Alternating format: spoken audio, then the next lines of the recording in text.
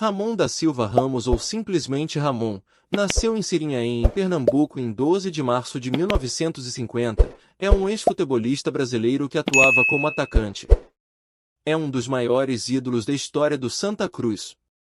Iniciou sua carreira futebolista no time da Usina Trapiche, local onde trabalhava.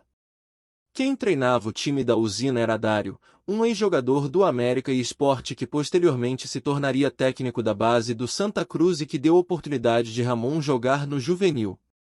Não demorou para que ele fosse promovido para a equipe profissional como um dos destaques do elenco. Em 1969, o técnico Gradim decidiu aproveitá-lo entre os profissionais. Mais tarde, o técnico Duque efetivou o centroavante em seu elenco. Ramon era titular incontestável e o artilheiro do Santa.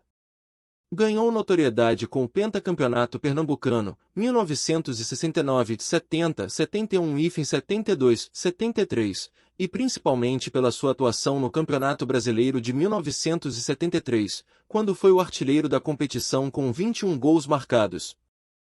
Saiu do Santa Cruz em 1975, no total foram 148 gols em 377 jogos. Chegou a ser incluído entre os 40 selecionados pelo técnico Zagallo para o Mundial de 1974, na Alemanha. Mas uma contusão muscular lhe tirou qualquer chance de concorrer à vaga, pois a recuperação foi longa. O ano de 1974 lhe foi ingrato, por conta de uma série de contusões que sofreu. Ele mal se recuperava de uma lesão e logo tornava-se contundir. Coincidentemente, para a tristeza da nação coral, esse foi o ano em que o Santa Cruz deixou escapar a conquista do Hexa. Somente depois de uma bateria quase infindável de exames médicos realizados foi que a causa específica das suas constantes lesões foi corretamente diagnosticada. A razão era a elevada taxa de ácido úrico. Campeonato Brasileiro de 1975 é reconhecida como uma das maiores campanhas de clubes pernambucanos no torneio.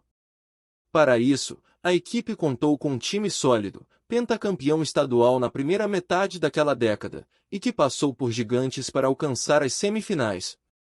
A principal vitória foi diante o Flamengo, sob o olhar de mais de 74 mil pessoas, por 3-1 no Maracanã, com 2 gols do artilheiro Ramon e um de Fumanchu, que garantiu a liderança do grupo para a equipe coral.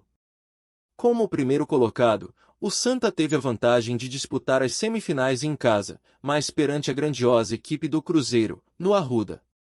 O jogo, para a tristeza dos torcedores, acabou com a vitória de 3-2 para o time mineiro, que marcou o tento da vitória com Palhinha nos minutos finais.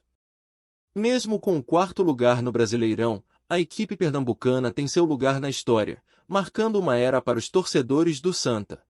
À época, o Santa Cruz era mais do que uma equipe, era uma seleção. Do goleiro ao ponta-esquerda o time jogava como um piano afinado para a execução de um grande concerto. No final da temporada de 75, ele foi negociado para o Internacional, do Rio Grande do Sul. Pelo Inter, atuou de janeiro a junho do ano seguinte. Longe do clube que o projetou para o cenário nacional, dos amigos, da família e da cidade que o acolheu e aprendeu a amar, e tendo deixado os canaviais para trás para residir numa capital litorânea, o Rio Guaíba não exerceu sobre ele o mesmo fascínio que exercia a Praia de Boa Viagem e ele acabou sem render o esperado. Nesse mesmo ano, o Inter se consagrou campeão brasileiro. De meados de 76 até novembro, ele atuou pelo Sport. No primeiro jogo entre Sport e Santa Cruz, pelo Campeonato Pernambucano, ele assinalou um gol contra o seu ex-clube, fazendo-o ser derrotado por 1-0. A cabeça pesou, o coração lhe doeu e a alma quase arrebenta de tristeza. O atleta profissional sucumbia diante do antigo torcedor coral e daquele que se tornou um dos ídolos mais importantes da história do mais querido. Em consequência, ele entrou num prolongado período de jejum de gols. Por 14 partidas seguidas as redes adversárias não foram contempladas com a sua marca registrada, grande era o remorso. Embora ele não tivesse consciência da razão do jejum vivido, algo dentro de si levava-o a considerar tal hipótese. Tão logo ele foi negociado para o Vasco da Gama, ao término da temporada de 76, no primeiro treino marcou 4 gols. Jogando pelo Vasco, ele foi bicampeão da Taça Guanabara e campeão carioca de 1977, formando a dupla diária com Roberto Dinamite.